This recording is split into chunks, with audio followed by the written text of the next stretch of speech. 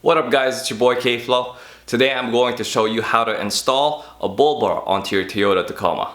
Let's get this started.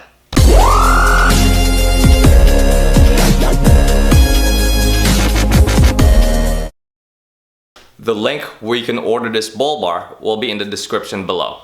To start, we'll need to go to the driver's side of the truck and locate the 14mm nuts that are holding down the front bumper frame. They are seen here. We undo those two nuts completely and grab our driver side mounting bracket. We place the two studs right through the upper through hole. We apply some Loctite Red and reinstall the nuts. Note, don't tighten the nut all the way down yet, leave some slack for now.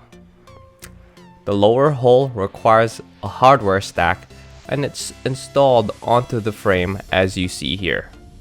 When you lay out all of your hardware, that hardware stack, it's comprised of one of these 16mm bolt, two of these washer, two of these large washers, one of these lock washers, and this 17mm nut. Here's the video again, and feel free to pause here if you need. We place one of the really large washers in between the frame and the bracket and feed the bolt installed with the washer through, as you see here. On the opposite side, we install the really large washer, the smaller washer, lock washer, and then nut. Keep these finger tightened for now. Hey guys, I just want to take a quick second to talk about my website. My website is kflow-crib.com. I have a bunch of free resources, including the affiliate links for all the parts that I've bought for this truck, as well as a free membership to Audible for 2 months, so make sure you check that out. Now, we can move on to the passenger side, which is the same exact process. Remove the nuts, install the bracket, install all the old and new hardware. Now we're going to grab the two bolt, lock washer, and washer and stack them like this. We take our driver side and the passenger side connecting bracket and then install them onto the bull bar just like so.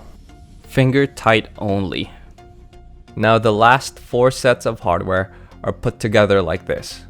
A 16mm bolt, 2 washers, a lock washer, and then finally a 17mm nut. I started out with placing the hardware stack onto the rear end of the brackets for both the passenger side and the driver side, keeping the hardware only finger tight, and then having the whole bull bar hang down. Next, I pulled the bull bar upward and installed the final 2 hardware stacks, still only finger tight though. I used my shoulder to push the bull bar to the desired angle and then just tighten down those 4 nuts and bolts.